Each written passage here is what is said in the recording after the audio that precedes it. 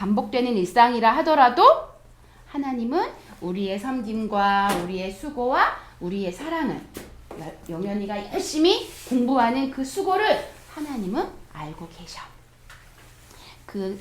이 말씀을, 이 메시지를 기억하고 오늘 말씀을 시작하도록 하겠습니다.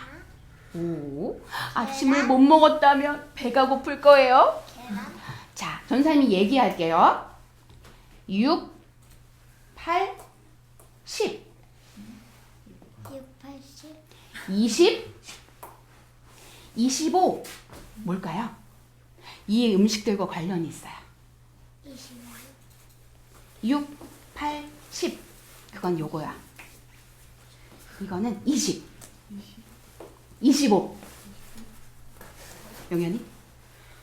이 숫자 봐. 이 음식은 무슨 관계가 있을까요? 25 같은데. 25. 25g. 25g? 혈당? 혈당? 당? 분이에요. 분. 이 달걀이 6분, 8분, 10분에 알맞게 익는, 네, 조금 반숙, 뭐 완숙, 뭐 이렇게 익는 그런 시간. 20은 감자가 아주 맛있게 포슬포슬 익는 시간. 25 고구마가 맛있게 달콤하게 익는 시간을 말해. 우와, 이렇게 음식에도 아주 중요한 시간이 있는 것처럼 이 세상을 살아가는 우리가 꼭 기억해야 될 아주 중요한 원리, 기준, 이치, 진리가 있는데 그건 뭐냐면 따라해보자. 모든 것에는 때가 있어. 이 때는요 무슨 때일까요? 이 때일까요? 아니요. 타임, 시간이에요. 시간. 목욕탕 가서 열심히 밀어서 나오는 그때가 아니고 모든 것에는 시간이 있어. 모든 것에는 알맞은 때가 있어. 이렇게 오늘 말씀에 아주 중요한 메시지를 우리에게 말씀해주고 있어. 소금 들어있는 것 같아? 이거는 모래시계의 모래야. 아주 고운 모래인데 이 모래시계를 엎어놓으면 뭐 3분, 5분, 10분 이렇게 시간을 맞춰주는 아주 고마운 모래시계입니다. 모든 것에는 때가 있어. 모든 것에는 시간이 있어라는 이 중요한 진리를 기억하며 오늘 말씀을 그러기 전에 전사님이 하나 까먹었어.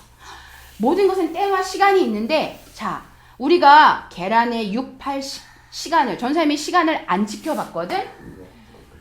이 계란의 껍질도 잘 안 벗겨지고 그리고 그 시간을 안 지키고 내 맘대로 하면 완전히 푹 퍼지거나 아니면 너무 안 익어서 막 주르륵 흘러버리기도 하고. 우리는 이렇게 작은 음식에도 이 원리가 있는데 이 원리를 지키지 않을 때 우리는 어떤 마음을 갖게 될까? 고구마가 맛있게 안 익었어. 감자가 맛있게 안 익었어. 이럴 때 우리는 어떤 마음이 들까? 실망하는 마음이 들까요? 맛있는 감자 먹고 싶었는데, 맛있는 고구마 먹고 싶었는데, 음식뿐 아니라 우리가 이 세상을 살아가는 가운데 시간을 잘 지키지 않고 그 때를 때를 잘 지키지 못하면 낭망하게 되는 일, 어렵고 힘든 일이 있는 것처럼 이렇게 실망하게 되는데 이런 실망하는 마음은 어떤 마음에서 이렇게 실망하는 마음이 오는 걸까? 생각해 봤어. 이런 병이라고 할 수 있어. 따라해볼까? 조급한 마음. 전사님이 사전에서 조급함이라는 이 단어를 찾아보니까 뭐라고 있냐면 준비도 되지 않은 상태로 바라기만 하는 것이라는. 진짜 그런 것 같아. 전혀 준비되지 않았는데 이렇게 됐으면 좋겠어, 이렇게 됐으면 좋겠어. 노력은 하나도 하지 않고 준비하지 않은 가운데 그런 막 급한 마음만 있을 때 음식도 맛이 없게 되고 우리가 공부하는 것도 뭔가 조급하게 되면 공부도 어렵게 되고 힘든 일들을 우리가 겪게 되지. 그런 우리의 연약한 것을 잘 알듯이 하나님은 오늘 전도서 말씀을 통해서 솔로몬 왕을 통해 이렇게 우리에게 말씀하고 있어. 따라해볼까? 전도서 따라해보자. 범사에 기한이 있고 천하만사가 다 때가 있나니 솔로몬 왕이 노년에 적은 전도서 말씀에 범사에 모든 것에는 기한, 우리가 지금 말한 때가 있고 천하만사, 세상의 모든 일들 속에 다 때가 있다. 오, 솔로몬 왕에게 이런 지혜를 주신 분은 누구실까? 예수님, 하나님이시지. 하나님이 솔로몬에게 노년에 이런 지혜를 주셔서 전도서 말씀을 적으면서 그 다음에 이 때가 있다라는 이것에 너희가 잘 들어봐. 전사님이 말씀을 읽어줄게. 날 때가 있고 죽을 때가 있으며 심을 때가 있고 심은 것을 뽑을 때가 있으며 죽일 때가 있고 치료를 받을 때가 있으며 헐 때가 있고 세울 때가 있으며 울 때가 있고 웃을 때가 있으며 슬퍼할 때가 있고 춤을 출 때가 있으며 돌을 던질 때가 있고 돌을 주울 때가 있으며 안을 때가 있고 않는 일을 멀리할 때가 있으며 돈을 찾을 때가 있고 잃을 때가 있으며 지킬 때가 있고 버릴 때가 있으며 찢길 때가 있으며 꿰맬 때가 있으며 잠잠할 때가 있고 말할 때가 있으며 사랑할 때가 있고 미워할 때가 있으며 전쟁할 때가 있고 평화할 때가 있느니라. 아멘. 우리 전도서 솔로몬 왕이 이렇게 말씀했는데 이 말씀을 조리면 뭘까요? 따라해보자. 하나님의 때가 있어. 하나님의 시간이 있어. 하나님의 사람들에게 아주 중요한 하나님의 진리, 하나님의 때, 하나님의 타임, 하나님의 시간이 있음을 이럴 때가 있으면 이럴 때가 있고 저럴 때가 있으면 저럴 때가 있고 이 말씀 속에 이 진리에 하나님의 때가 있어, 하나님의 시간이 있어라고 우리에게 말씀하세요. 그런데 세상은 어때요? 세상은요 이렇게 말해요. 빨리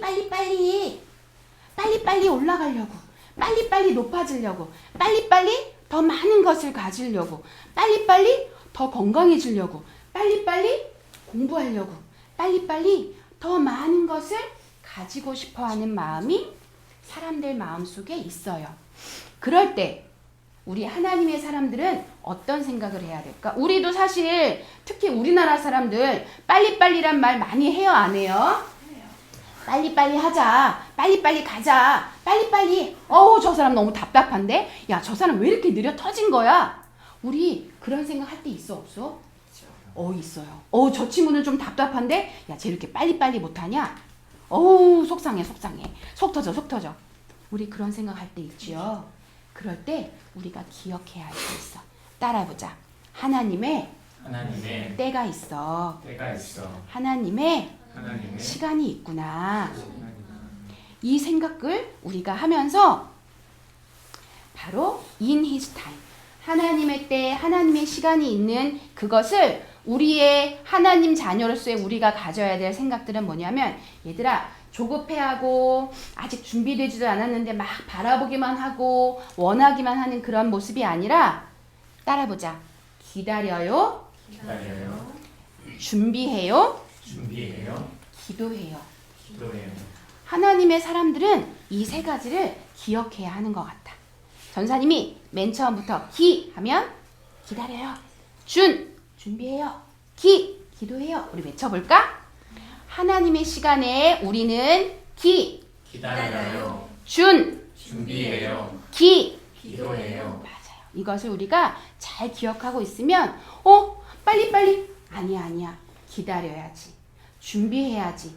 기도해야겠구나. 이런 생각을 우리가 하게 되면 믿음의 승리의 하루하루를 살게 될 거예요. 그런데 전도사님이 이번 주에요. 조금 조급한 마음이 들었어요. 어떤 마음이 들었냐면 나는 왜 이렇게 못하지? 나는 왜 이렇게 부족하지? 우리 애들은 왜 변하지 않는 것 같지? 전사님이 막 한쪽에서 사실은 울었어요. 너무 속상해서 울고 그럴 때 전사님 옆에 이거 먼저 그렇게 그런 마음이 들 때 토닥토닥토닥 하면서 전사님한테 이렇게 말해줬어. 괜찮아 민경아. 지금도 충분히 잘하고 있어. 누가 그랬을까? 목사님. 맞아. 목사님이 전사님을 어깨를 토닥토닥 해주면서 울고 있는 전도사님에게 괜찮아 민경아. 지금도 충분히 잘하고 있어. 그렇게 하나님이 전도사님을 목사님을 통해 위로해 주셨어. 우리 이럴 때 있어 없어 너희들도? 공부하다 보면 지치고 뭔가 막 조급한 마음이 들지. 또 농구를 할 때 나 더 잘 골을 넣고 싶은데 힘든? 이렇게 연습하는 게 뭐가 의미가 있지? 그런 마음이 들 때도 있을 거야. 이제 관현악 우리 검은고를 마친 우리 효진이 어제도 막 물집 잡힌 손가락 보여주면서 힘들었지만 그 시간 분명히 효진이가 그 시간을 잘 보낸 수고를 하나님이 하시고 효진이가 검은고를 이제는 끝났지만 그래도 그것에 대해서 잘할 수 있는 그런 때가 올 거야. 우리 수아가 들어보니까 영어 유치원을 가고 싶다는 그런 말을 들었어요. 우리 수아 안에 하나님이 영어를 좋아하는 마음을 주셔서 그것을 잘하게 되는 그때까지 수아가 매일매일 열심히 유치원 생활하면 아주 수아가 멋진 공주님이 되는 멋진 이야기를 할 수 있는 그런 공주님 될 거예요. 자, 그런데 그런 일을 하다가 우리 실망하고 낭망하고 할 때가 와요 안 와요? 그럴 때 우리 이렇게 해보자. 우리에게 하나님이 그렇게 말씀해 주셔. 괜찮아. 우리 이렇게 다리를 토닥토닥 해볼까? 괜찮아. 지금도 충분히 잘하고 있어. 우리 옆에 있는 남편에게, 옆에 있는 동생에게, 옆에 있는 형에게 우리 한번 토닥토닥 해볼까? 자, 하면서 괜찮아요.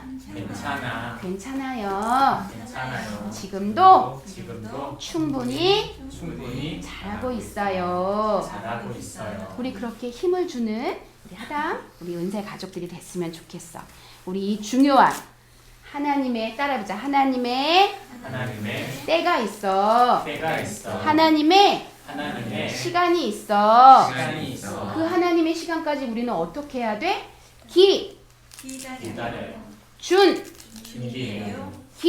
기도해요. 맞아요. 우리 기다려요. 준비해요. 기도해요를 잘 기억했으면 좋겠어. 그렇게 우리를 기다려주시는 분이 계세요. 그리고 그렇게 하나님의 때를 기다리고 계신 분이 계세요.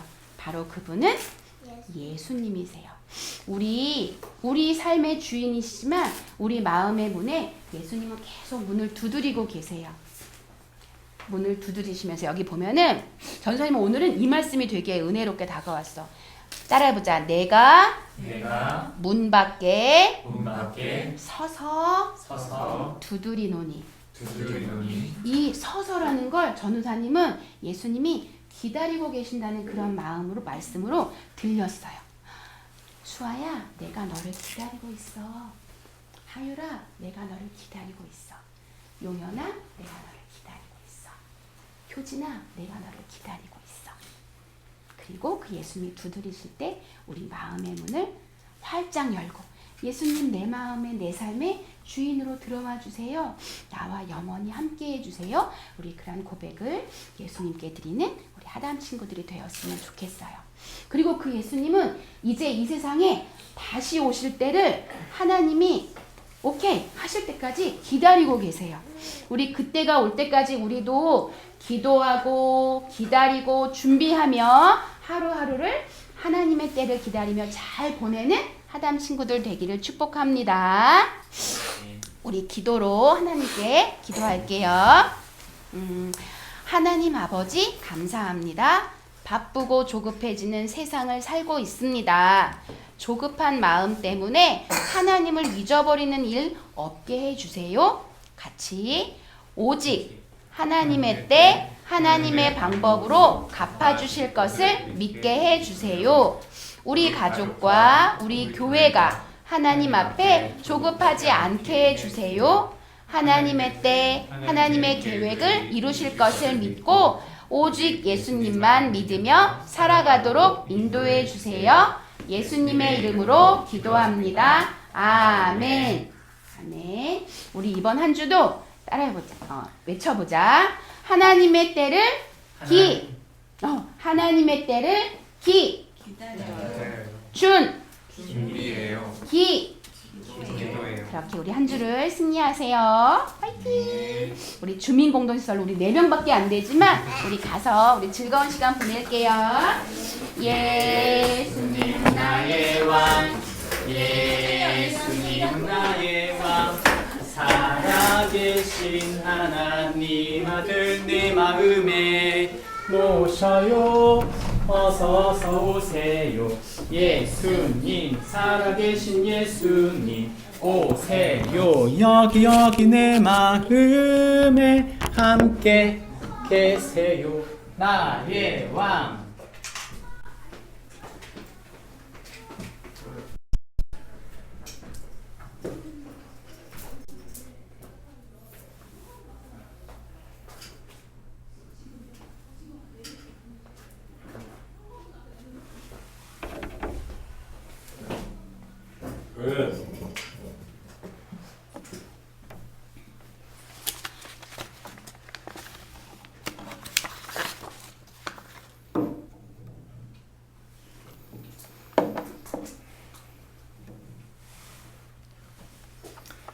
앞에 보이는 이 사람은 푸시킨이라고 하는 러시아 시인입니다.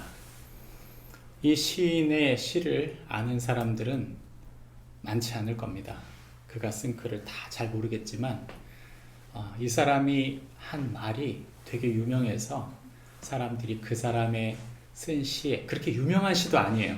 근데 우리나라 사람들만 유독 이 사람의 시에 되게 공감을 많이 해서 마음에 박혀있는 문장이 있습니다.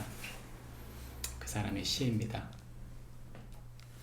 삶이 그대를 속일지라도. 들어보신 적 있으신가요? 예. 참 놀라운 건 전 세계적으로 유명한 시가 아니에요. 이 시가 희한하게 우리나라 사람들에게만 이렇게 박혀있는 시고, 이 시의 전체 내용은 이렇습니다. 삶이 그대를 속일지라도 슬퍼하거나 노여워 말라. 힘든 날들을 참고 견뎌라. 기쁨의 날이 오리니. 마음은 미래에 사는 것, 현재는 언제나 슬픈 법. 모든 것 순간에 지나가고 지나가 버린 것 그리움이 되리니. 이런 시입니다.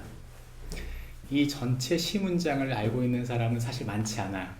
근데 이 앞에 있는 내용 때문에 사람들이 되게 많이 기억하죠. 우리가 요즘 살고 있는 삶을 가만히 생각해 보면 정말 이 시의 한 자락처럼 분노가 되는 것 같아요. 저 사람이 우리를 속일 수 있다니. 우리가 믿었던 사람이 우리 이렇게까지 속일 수 있다니. 저렇게 많은 군인들이 또 거짓말을 하다니. 이런 막 생각이 들 때 마음이 참 상하고 굉장히 복잡합니다. 누군가에게 실망이 계속될 때 우린 혼란스러울 수밖에 없는 것이죠.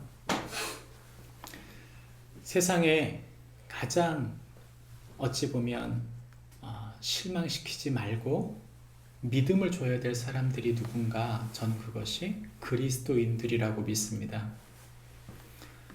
구세군의 창립자였던 윌리엄 부스는 그리스도인들이 겪게 되는 앞으로 이제 자신이 죽고 나면 20세기가 오면 아마 기독교가 이렇게 타락하는 것을 조심해야 할 것이다 한 말, 그가 예언했던 말이 있어요. 그가 이런 말을 했습니다. 20세기의 가장 큰 위험은 성령이 없는 종교, 회개가 없는 기독교, 거듭남이 없는 구원, 신이 없는 정치, 지옥이 없는 천국이다. 이런 말을 했습니다. 가만히 생각해 보면 이 시대에 어찌 보면 가장 신뢰받지 못하는, 아니 가장 사람들을 실망시키고 있는 사람들이 혹시 교회 기독교인들이 아닌가라는 생각을 해볼 수밖에 없습니다. 우리 자신은 누군가에게 믿음을 주고 누군가를 세워가고 누군가를 축복해야 하는 사람들인데 가끔 생각해 보면 우린 그럴 만한 지혜가 참 부족하다 이런 생각을 하게 됩니다. 마음이 잘 안 가요. 해주고 싶은데 해주고 싶은 마음이 금방 사라져 버려요. 나도 힘들고 내가 이걸 할 만한 지혜와 힘이 없다고 생각하니까 그냥 외면해 버리고 포기하고 싶은 마음이 자주 드는 것이죠. 그러나 그럼에도 불구하고 우리가 설 수 있는, 우리가 서야 하는 이유가 있습니다. 그것은 바로 우리를 붙드시고 인도하시는 예수님 때문이죠. 우리의 질문은 이런 것입니다. 어떻게 하면 이런 혼란한 시대에 길을 잃지 않고 후회함 없는 선명한 삶을 살 수 있을까요? 진정한 하늘의 분별과 지혜를 어디서 얻을 수 있을까요? 그 해답을 우리는 전도서에서 찾아보려고 합니다. 전도서 3장 10절부터 13절 말씀을 나누어서 읽겠습니다. 하나님이 인생들에게 노고를 주사 애쓰게 하신 것을 내가 보았노라. 하나님이 모든 것을 지으시되 때를 따라 아름답게 하셨고 또 사람들에게는 영원히 사모하는 마음을 주셨느니라. 그러나 하나님이 하시는 일의 시종을 사람으로 측량할 수 없게 하셔도다. 사람들이 사는 동안에 기뻐하며 선을 행하는 것보다 더 나은 것이 없는 줄을 내가 알았고 사람마다 먹고 마시는 것과 수고함으로 낙을 누리는 그것이 하나님의 선물인 줄을 또한 알았도다. 아멘. 우리가 읽은 이 성경 말씀을 한마디로 조리면 이런 말입니다. 같이 읽을까요? 시작. 성도는 때를 따라 우리를 도우시고 함께 하시는 하나님만을 섬기는 자이다. 성도는 때를 따라 우리를 도우시고 함께 하시는 하나님만을 섬기는 자이다. 성경은 우리에게 그렇게 말해줍니다. 실망할 일이 많죠. 너무 혼란스러워서 마음이 무너질 수도 있습니다. 그럼에도 불구하고 우리가 다시 서고 우리 자신 스스로를 다시 옷깃을 여미고 다시 서야 할 수 있는 이유는 하나님의 때가 있다. 그리고 하나님이 우리를 인도하시고 우리를 붙드실 것이다. 그러므로 우리가 사람을 섬기는 마음이 아니라 하나님을 섬기는 마음으로 서게 될 때 우리를 붙드실 것이라고 말하고 있는 것입니다. 솔로몬은 3장부터 6장까지 이 전도서에 있는 이야기 속에서 이 혼란스러운 우리의 삶 속에 우리가 어떻게 살아야 할지를 알려주고 있습니다. 오늘 우리가 다루는 본문은 전도서 3장부터 6장까지의 이야기인데 특별히 3장, 4장, 5장에 대한 이야기가 오늘 핵심에 이르는 이야기일 것입니다. 솔로몬은 우리가 3장, 4장, 5장의 이야기를 통해서 하나님의 때, 하나님께서 주시는 관계, 하나님께서 주시는 물질에 대한 이야기를 다루고 있습니다. 이 이야기를 통해서 우리가 경험하게 되는 혼란 속에서 우리가 어떻게 서야 할지를 알려주는 것이죠. 그의 이야기를 세 문장으로 조려보면 첫 번째는 3장이 말해줍니다. 하나님 주신 때를 따라 순종하고 영원을 사모하라. 두 번째는 수고하고 재능이 시기를 얻고 게으름이 몸을 축낸다. 세 번째는 돈을 사랑할 때 만족하지 못하고 불안함을 느낀다고 이야기해 줍니다. 이 3장, 4장, 5장의 이야기에 그에 대한 해답을 주듯이 그 바로 다음 본문을 보시면 이렇게 나옵니다. 3장에는 때를 기다리는 게 너무 힘들죠. 근데 이렇게 말해요. 기뻐하고 선을 행하며 하나님의 선물에 감사해라. 4장은 말합니다. 우리가 어떤 일을 할 때 그 일이 잘 안 될 때 또는 그 일에 대한 균형을 잃어버릴 때 이렇게 말해주는 것이죠. 홀로 수고함이 불행이지만 둘이 수고하면 따뜻하게 된다 말해줍니다. 마지막 세 번째는 돈 때문에 우리가 실망하고 마음 조급할 때가 많은데 이렇게 대답해 줍니다. 하나님 주신 수고로 그 몫을 받아 누린다면 바로 그것이 복이다 이렇게 말해줍니다. 이 솔로몬이 경험한 헛됨과 복됨에 대한 이야기를 다시 한번 정리해보면 첫 번째는 때를 따라 순종하고 기쁨과 선함을 추구하라 말합니다. 왜 그렇게 해야 되는가? 바로 예수님이 우리의 길과 진리와 생명이 되시기 때문이다. 성경은 그렇게 말해줍니다. 3장 본문에 보시면 때를 따라 아름답게 하셨고 사람들은 영원을 사모하는 마음을 주셨다 이렇게 말했는데, 저는 이런 이야기를 볼 때 좀 해석이 안 되는 얘기 있잖아요. 그러면 다른 본문들을 보면 됩니다. 세번역 성경이 잘 번역했는데 이렇게 설명하고 있어요. 하나님은 모든 것이 제때에 알맞게 일어나도록 만드셨다. 다시 말하면 우리의 삶에 일어나고 있는 일들은 하나님께서 알맞게 일어나게 만드신 일들이다 라고 얘기해주고 있는 것이죠. 어찌 보면 하나님, 전 더 이렇게 하고 싶은데요 하는데 하나님이 거절하시고 그 일이 일어나게 만드는 일이 있습니다. 우리가 생각할 땐 다 이해할 수 없고 우리가 생각할 때는 그때는 아니어야 하는데 라고 생각할 수 있지만, 그럼에도 불구하고 하나님은 그 일들 통해서 하나님의 일들을 이루어가고 계신다고 말하는 것이죠. 우리는 가만히 생각해보면 우리가 분별할 수 있는 부분이 있고 분별할 수 없는 부분이 있다는 걸 알 수 있어요. 그래서 성경은 세번역 성경이 이렇게 말합니다. 하나님은 사람들에게 과거와 미래를 생각하는 감각을 주셨다. 그러나 사람은 하나님이 하시는 일을 처음부터 끝까지 다 깨닫지는 못하게 하셨다고 성경은 말해줍니다. 다시 말하면 우리가 하나님의 시간을 생각해 볼 때 과연 그것이 가장 좋은 걸까? 이런 생각을 할 때가 있어요. 그리고 때론 이런 생각이 들기도 합니다. 내가 그때 그것을 했어야 되는데, 내가 그때 바로 그런 생각을 했어야 되는데, 그걸 그렇게 했어야 되는데 라고 후회할 수 있어요. 사실 그것 때문에 실패했을 수도 있습니다. 그러나 그럼에도 불구하고 하나님은 어떤 분이신가? 기독교 세계관은 우리에게 이렇게 말합니다. 창조, 타락, 구속과 완성. 다시 말하면 우리가 그때 실수했을지라도, 내가 그때 실패했을지라도, 잘못했다 할지라도 하나님은 여전히 나와 함께 계시면서 우리를 구원해 가신다. 우리의 실수를 메꿔주시고 당신의 뜻을 이루어 주신다 라고 성경은 말하고 있다는 것이죠. 그리고 그렇게 함으로 하나님은 우리를 더 하나님의 사람으로 완성시켜 가신다고 말씀하고 있는 것입니다. 만약 우리가 그때만 계속 생각하면서 후회한다면 우리는 하나님을 믿고 있는 게 아니고 뭘 믿고 있는 거예요? 운명론을 믿고 있는 거예요. 내 운명은 그때 망가졌다. 그럼 그건 기독교 아닙니다. 우리가 그때 실수했다 할지라도 하나님은 여전히 우리를 구원해 가고 계신다. 오늘을 함께 하시며 우리를 세워가고 계신다. 우린 그것을 믿습니다. 우리의 구원은 과거에서 다 끝난 것이 아니고 오늘 또 이루어져 가고 있고 내일 또 이루어져 갈 것입니다. 그것은 나의 영역이 아니라 예수님을 신뢰하고 믿음으로 나아가면 주님이 우리를 향하여 당신의 구원을 이루어 가신다고 하는 것이죠. 우리는 우리의 구원을 이루시는 하나님을 믿는 것이지 내가 했던 것, 우린 그것을 믿는 게 아닙니다. 성경은 우리에게 그래서 고린도 후서 5장 14절부터 16절에 보면 이렇게 말해줍니다. 사도 바울이 강권한다. 제발 너희가 이렇게 하기를 바란다 라고 강권하면서 이렇게 말합니다.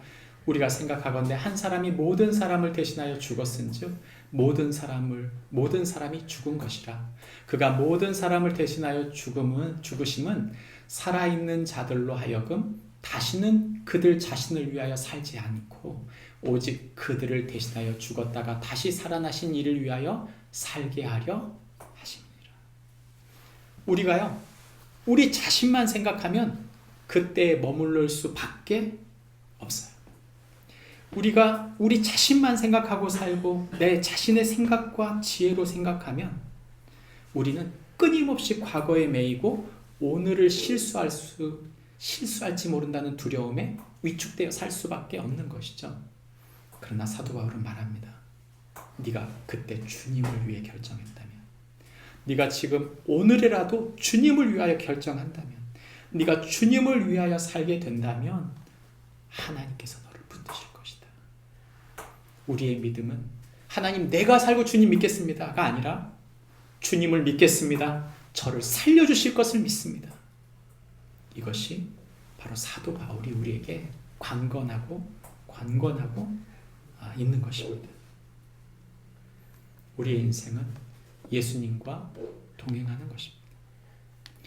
가만히 생각해 보면 우리의 연약함 때문에 끊임없이 자신에게 실망하고 다른 사람에게 실망하고 세상에 실망할 수 있어요. 그런데 우리가 실수하지 말 것은 바로 우리의 삶 가운데 주님이 동행하고 계시고 그 일들에 대하여 그 세상에 대하여 나에 대하여 주님이 여전히 당신의 사랑으로 우리를 부으시고 인도해 가고 계신다는 것입니다. 그래서 D.L. 무디가 우리에게 조언합니다. 용기를 내라. 우리가 오늘은 광야를 걷지만 내일은 약속의 땅에서 걸을 것이다. 우리가 오늘에 실망치 않고 우리에게 주신 오늘의 삶을 힘있게 사는 힘은 주님의 지혜와 주님의 힘으로 사는 것이다 믿고 예수님과 동행하며 예수님의 눈으로 예수님의 마음으로 예수님의 지혜로 우리에게 주신 것을 분별하고 한 걸음 한 걸음 가는 동안 주님께서 우리를 약속의 땅으로 인도하실 줄 믿고 믿음으로 서는 축복이 주님의 때 바로 주님이 이 때에 함께하고 계신다. 그것을 믿고 믿음으로 살아가는 축복이 우리 모두에게 있기를 바랍니다. 두 번째는 우리에게 일에 대한 이야기를 합니다. 특별히 일의 균형을 잡고 함께함으로 힘을 얻으라고 말합니다. 복음은 예수님께서 그의 성도들, 즉 교회를 위하여 죽으셨다고 말합니다. 사람은요 두 가지인 것 같아요. 이 일을 하다 보면 어떤 사람들은 수고하고 애써서 최선을 다함으로 재능을 다하여 일하여 앞서 나갑니다. 문제는 너무 앞서 나간 나머지 일 중독에 빠져요. 그래서 그 일의 의미를 잃어버린 채 그 일에 너무 빠져버린 채 사람들을 잃어버린 채 그 일에 집중하는 것이죠. 저희 반대급표도 있습니다. 한편으로는 원망하는 거예요. 그리고 끊임없이 나는 못한다. 난 어쩔 수 없어 하고 손이 늘어져 버린 것이죠. 그래서 게으르게 됩니다. 그래서 성경은 우리에게 4절과 5절에서 그 이야기를 해주는 것이죠. 일 중독에 빠진 사람. 내가 또 본즉 사람이 모든 수고와 모든 재주로 말미암아 이웃에게 시기를 받으니 이것도 헛되어 바람을 잡는 것이로다. 우매자는 팔짱을 끼고 있으면서 자기의 몸만 축내는도다 라고 말합니다. 일 중독에 빠지면 시기를 받고 게으름에 빠지면 패가 망신한다 이런 얘기를 해주고 있는 것이죠. 그러므로 균형을 맞춰야 합니다. 그 균형을 맞추지 않으면 어떤 일이 벌어질까요? 내가 그 열심히 일하고 나서도 8절에 보면 이렇게 말합니다. 아들도 없고 형제도 없이 홀로 있으나 그의 모든 수고에는 끝이 없도다. 정말 애쓰고 힘쓰고 사는데 내가 지금 뭐하고 있는 거지? 이런 생각이 든다는 것이죠. 또 하나는 내가 누구를 위하여는 이같이 수고하고 나를 위하여는 행복을 누리지 못하는가 하여 이것도 헛되어 불행한 노고로다 이렇게 말합니다. 다시 말하면 난 이렇게 열심히 일했는데 왜 행복이 없는 거지? 이런 생각을 한다는 것이죠. 제가 50대의 중년의 아버지가 되어서 열심히 일하다가 느끼는 게 하나 있는데 그게 뭐냐면 바로 이런 거예요. 내가 열심히 해도 열심히 한 게 아무 쓸데없다 이런 생각이 들 때가 그럴 때가 있어요. 또 내가 과연 잘하고 있나?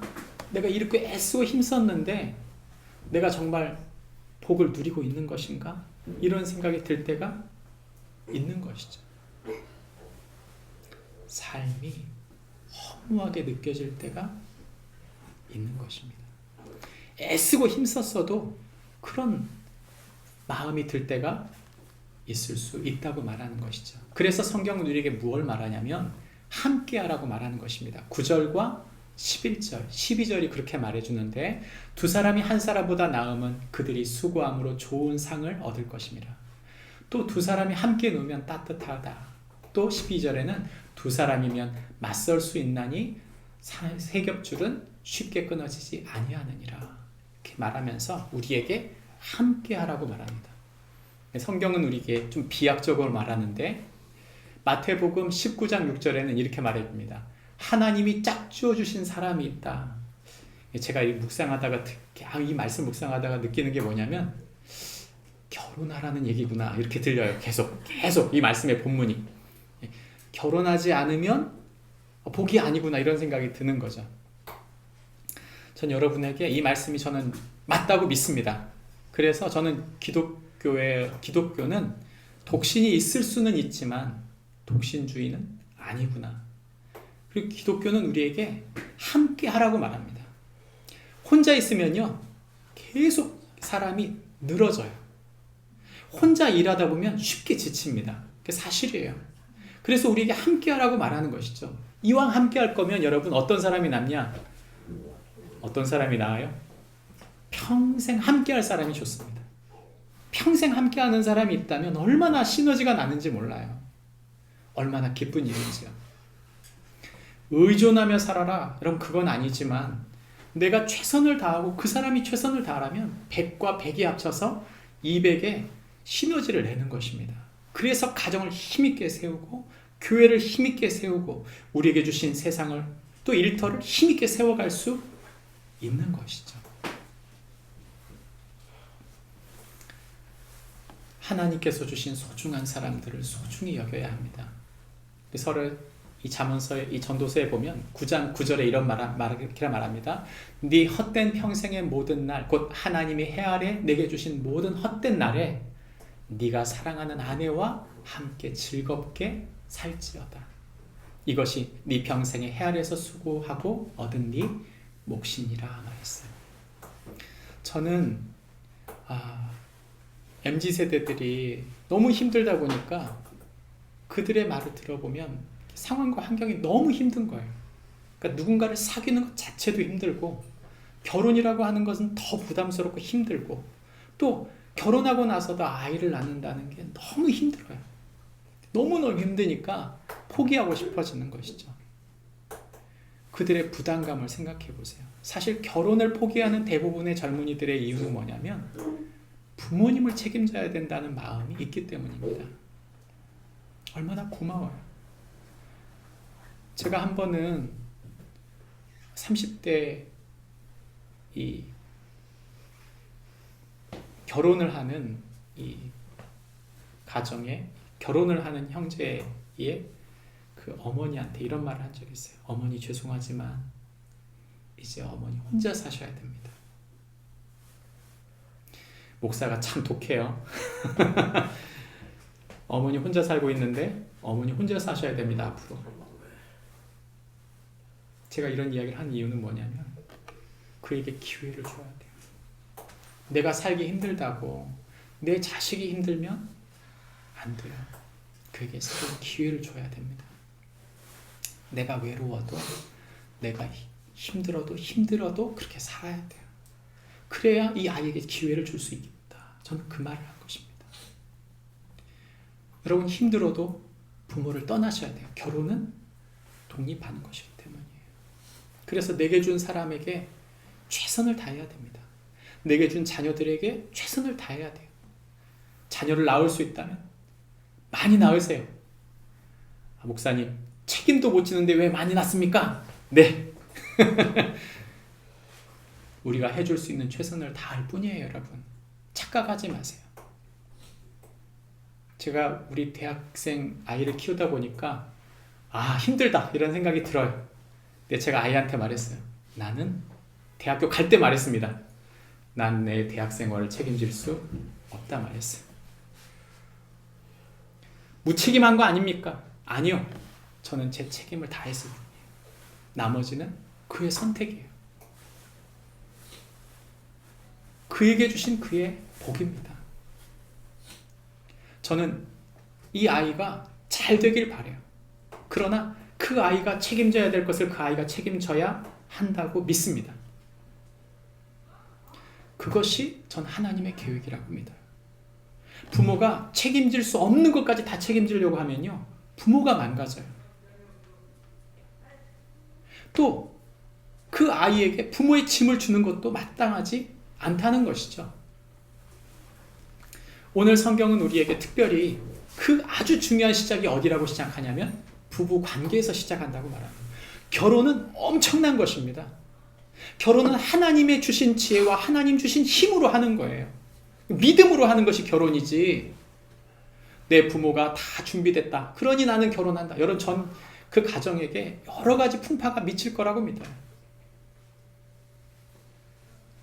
어떤 자녀들은 40대고 50대고 자녀를 낳았는데도 여전히 부모를 의지하는, 부모에게 경제적 부모를 의지하는 그런 자녀들이 있어요.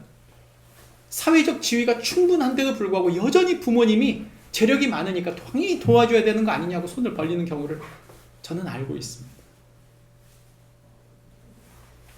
반면 어떤 아이들은 대학을 졸업했음에도 불구하고 여전히 부모를 의지하여 부모에게 이런저런 것을 기대하는 것이죠. 여러분, 우리에게 물질을 많이 주셔서 자녀를 많이 도울 수 있는 건 복이긴 하지만 그것이 없어도 충분합니다. 우리에게 주신 하나님께서 주시는 인도하심이 있어요. 청춘에게 주신 하나님의 인도하심이 있습니다. 저는 우리 아이들이 결혼을 한 30대 했으면 좋겠다 이렇게 생각했던 사람인데 다 깨졌어요 지금은. 빨리 해라. 빨리 해도 고생이고 늦게 해도 고생이다. 근데 정말 안타까운 건 뭐냐면 여러분, 마지막 낳는 아이가 너무 나이가 많으면 손해예요 사실. 그 아이에게 줄 수 있다 없다 뭘 물질적인 이야기가 아니고요. 이 아이가 그런 얘기를 하는 거예요. 우리 막내가 그런 얘기를 하더라고요. 아빠 빨리 죽지 마. 빨리 죽지 마. 학교에 가봤더니 다들 엄마 아빠가 젊은데 아빠가 제일 나이가 들었어. 이 얘기를 듣는데 슬프더라고요. 제가 가만히 생각해 보니까 아이를 빨리 낳는 건 복이에요. 분명히 복입니다. 내가 물질이 없어가지고 이 아이를 힘있게 세우지 못하는 건 미안하긴 하지만 더 중요한 건 뭐냐면 이 아이가 더 많이 살아주는 게 더 복이라는 거예요. 성경은 우리에게 말합니다. 네가 그 힘과 지혜가 부족하지. 결혼할 만한 용기가 없고 자녀를 낳을 만한 용기가 없고 자녀를 키울 힘과 용기가 없고 이렇게 세워갈 힘과 지혜가 부족하지. 그래, 그게 인생이야. 네 부족함을 진짜로 채워야 되는 건 뭐냐면 바로 나야. 그래서 성경은 뭐라고 말하냐면 교회를 신부라고 말해요. 여러분, 독신할 수 있어요. 근데 독신을 하더라도 우리의 중심에 예수님이 없으면 헛된 독신입니다. 결혼을 하더라도 예수님 없는 결혼을 하면 망가지게 돼 있어요. 끊임없이 자기 연민에 빠지고 끊임없이 다른 사람에게 의지하게 되는. 성경은 우리에게 뭐라고 말합니까? 네가 먼저 예수님의 신부가 되어 예수님을 내 마음의 주인, 네 배우자로 삼겨라. 그래서 에베소서에서 이렇게 말합니다. 남편들아, 아내 사랑하기를 그리스도께서 교회를 사랑하시고 그 교회를 위하여 자신을 주심과 같이 하라. 이렇게 말합니다. 이게 지금 남편들에게 한 말이지만 모든 남성들에게 하는 이야기인 동시에 모든 여성들에게 하는 이야기. 네가 배우자를 사랑하려고 마음을 먹는다면 그것이 바로 예수님께서 교회를 위하여 십자가를 지는 그 마음으로 네가 누군가를 사랑해야 된다라고 말하고 있는 것입니다. 우리가 그저 혼자이기보다 둘이면 훨씬 좋다, 이 정도를 이야기하려고 하는 게 아니고 너에게 진짜 함께 해야 될 그 첫 번째 사람은 누구냐?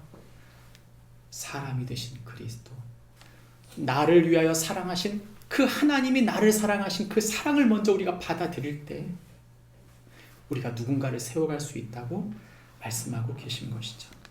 그러므로 혼자 이룬다 생각하지 말고 예수님과 함께 또 주님이 주신 사람과 그 사람과 함께 주님의 사람들을 일으켜가고 맡겨주신 일들을 감당하는 축복이 있기를 바랍니다.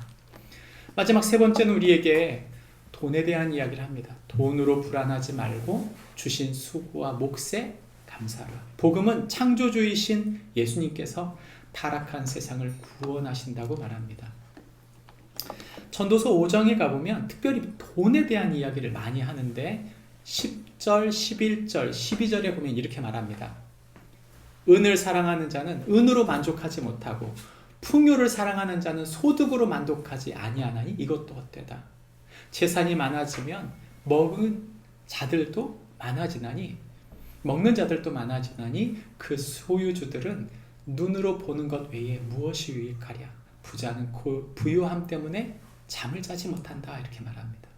그러면서 13절에 소유주가 재물을 자기에게 해가 되도록 소유하는 것이라 이런 말을 하는데 이 성경 번역을 현대인 성경으로 가져오면 이렇게 말합니다. 나는 또 하나의 심각한 문제를 봤는데 사람들은 억척스럽게 돈을 모으고서 그 돈으로 위험한 투기를 하여 일이 잘못되면 하루아침에 재산을 다 날려버린다. 그는 아들이 있어도 물려줄 것이 아무것도 없게 된다. 희한하죠? 돈을 많이 벌려고 더 많이 벌려고 어떻게 하면 더 많이 벌 수 있을까를 열심히 생각하고 이렇게 투자하고 했는데 어느 날 그게 그냥 다 날아가는 바람에 이 수고가 다 수포로 돌아갈 때 그 애쓰고 힘써서 수고했던 수많은 자기의 물질이 한꺼번에 날아가는 걸 보면서 자신이 너무 절망에 빠진다는 것입니다.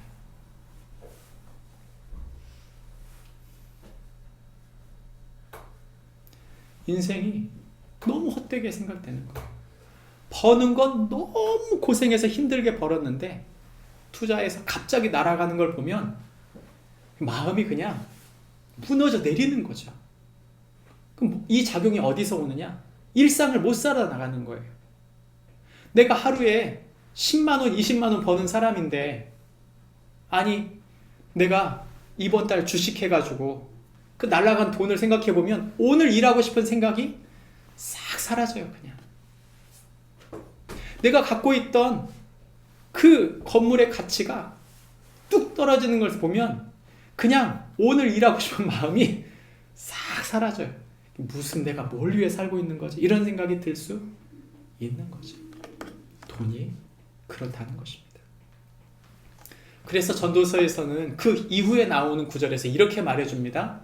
사람이 하나님께서 그에게 주신 바 일평생에 먹고 마시며 해 아래 하는 모든 수고 중에 낙을 보는 것이 선하고 아름다움을 내가 보았나니 그것이 그의 몫이다. 또 19절에서 또한 어떤 사람에게든 하나님이 재물과 부요를 그에게 주사 능히 누리게 하시고 제 몫을 받아 수고하고 즐거워하게 하는 것은 하나님의 선물이다 이렇게 말해줍니다. 이게 성경을 묵상하다 보면 뭔 말을 하는 거냐 이런 생각이 들 때가 있는데 개역개정 성경이 너무 순환하지 이렇게 잘 해석이 되지 않아요. 현대인 성경 세번역 성경을 가져오니까 이렇게 말해줍니다. 만일 하나님이 어떤 사람에게 부와 재물을 주셔서 그것을 누리게 하시며 복을 받아 자기가 수고한 것을 즐길 수 있게 하시면 그것은 하나님의 선물이다. 다시 말합니다. 내가 벌어놓은 것을 내가 쓸 수 있다면 그건 복이다. 그건 복이다. 내가 투자해서 벌었든 일해서 벌었든 그것을 내가 즐길 수 있다면 그건 복이다. 다시 말합니다. 내가 애쓰고 수고했는데 내가 쓸 수 없다면 죄송합니다. 복이 아니다. 성경 그렇게 말해요. 여러분 가지고 있다면 누리세요. 제발 부탁드립니다. 더 많이 모으느라고 오늘을 누리지 못한다면 그건 복이 아니에요. 성경 그렇게 말한다는 것입니다. 또 하나 성경은 아주 중요한 걸 이야기하는데 하나님이 우리에게 그런 것들을 선물로 주신다고 했어요. 그러면 내가 누리는데 막 집착할 수 있잖아요. 근데 정말 누려야 할 하나님의 선물이 있다고 믿습니다. 그 선물이 뭘까요? 신약에 보면 요한복음이 말하는 하나님의 선물이 있어요. 그 선물이라고 하는 것은 제가 샅샅이 찾아봤어요. 복음서를. 그랬더니 희한하게 하나님의 선물이라는 단어가 예수님이 말씀하신 중에 요한복음에 유일하게 나옵니다. 누구에게 하신 말씀이냐면 사마리아 여인에게 한 말이에요. 예수님께서 뭐라고 말씀하셨냐면 이 여인을 만나고 나서 이 여인이 자신을 못 알아보니까 예수님이 하신 말씀입니다. 4장 10절입니다. 예수께서 대답하여 이르시되 내가 만일 하나님의 선물과 또 내게 물 좀 달라 하는 이가 누구인 줄 네가 알았다면 오히려 네가 그에게 구했을 것이다. 이런 말을 합니다. 예수님이 여인에게 말씀하는 것 두 가지예요. 뭐냐면 있잖아. 네가 내가 누군 줄 알았다면 넌 오히려 나에게 구했을걸? 또 한마디. 여기 하나가 숨어 있는 게 뭐냐면 내가 누군지를 네가 알았다면 내가 하나님의 선물을 갖고 있었다는 것을 네가 알았다면 너에게 복일 것이다. 이런 말을 하는 것입니다. 그렇다면 우린 이런 질문이 되어져요. 뭐가 하나님의 선물일까요? 저는 그것이 하나님께서 우리에게 주시는 예수 그리스도의 십자가와 부활의 사건, 즉 예수님 당신이 우리의 선물이라고 말씀하시는 것이라고 믿습니다.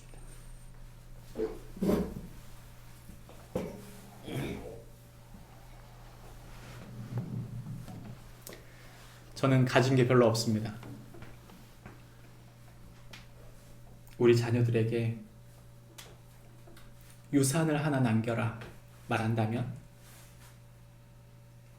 전 우리 아이들이 진심으로 예수님을 사랑하는 아이들이 되어지길 바랍니다. 그것이 이 아이들을 힘있게 세우는 지혜와 힘이 될 것이고 이들을 붙들 것이며 이들이 평생 사는 동안 세상을 두려워하지 않고 돈에 근심하지 않고 일에 주눅들지 않고 어떤 사람 앞에서도 당당할 수 있는 힘과 용기를 저는 예수님께 얻을 것이라고 믿기 때문입니다. 그러나 예수님이 없다면 우리 아이들을 아무리 축복하고 아무리 힘있게 세웠어도 이 아이들은 세상에 무릎 꿇을 수밖에 없고 사람들을 두려워할 수밖에 없으며 돈이 없으면 끊임없이 근심하는 그런 사람이 될 것이라고 저는 믿기 때문입니다. 사마리아 여인에게 예수님이 진정으로 주고 싶어 했던 것, 그것은 하나님의 선물인 자기 자신이었습니다. 저와 여러분에게 예수님은 어떤 분이십니까? 저는 믿어요. 만약 예수님이 내 모든 것이라면 저는 오늘 죽어도 후회가 없습니다. 그러나 만약 예수님이 내 전부가 아니라면 우리는 끊임없이 내일을 갖지 못하는 것에 대한 두려움으로 사로잡혀 살 수밖에 없는 것입니다. 말씀을 마치겠습니다. 여러분, 우리는 세상에 헛됨과 복됨 사이에 서 있습니다. 우리가 어떤 시간이 가장 좋은 시간인가? 그것은 예수님을 나의 마음 속에 영접하고 그 하나님의 선물인 예수님을 내 마음 중심에 잡을 때 우리는 우리의 모든 과거와 현재와 미래를 안정감 있게 그 시간들을 살아낼 수 있습니다. 우리의 힘, 우리의 모든 일들, 모든 재능은 사실 예수님 손에 있을 때 의미를 알게 되고 그 모든 수고가 하나님의 영광이 되게 된다고 말합니다. 또한 우리가 세상에 있는 물질, 돈을 경험하게 되는 동안 그것을 충만하게 누릴 수 있는 비밀은 예수 그리스도와 동행하며 그분의 뜻대로 살 때 우리는 결코 돈에 눌리지 않게 된다고 말하는 것이죠. 그래서 솔로몬의 이 헛됨과 복됨에 대한 이야기는 결국 저는 한마디로 귀결된다고 믿습니다. 예수님 안에 있으라. 예수님의 때를 살고 예수님의 일을 이루며 예수님의 사람들과 함께 이 세상 속에서 하늘의 뜻을 이루라고 주님 말씀하신다고 믿습니다. 그런 축복이 우리 모두에게 있기를 바랍니다. 기도하겠습니다.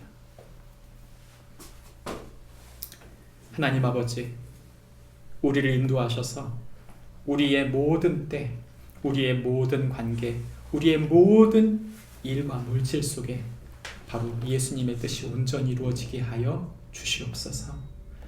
구원을 사는 주님의 사랑으로 오늘 주님이 함께 계심으로 말미암아 하늘의 뜻을 이루시는 하늘의 계획을 우리의 삶 속에 이루어 나가게 하여 주옵소서. 혼란스럽지 않고 예수님과 동행함으로 하늘의 뜻을 이루게 하옵소서. 예수님의 이름으로 기도합니다. 아멘. 우리 다 함께 일어서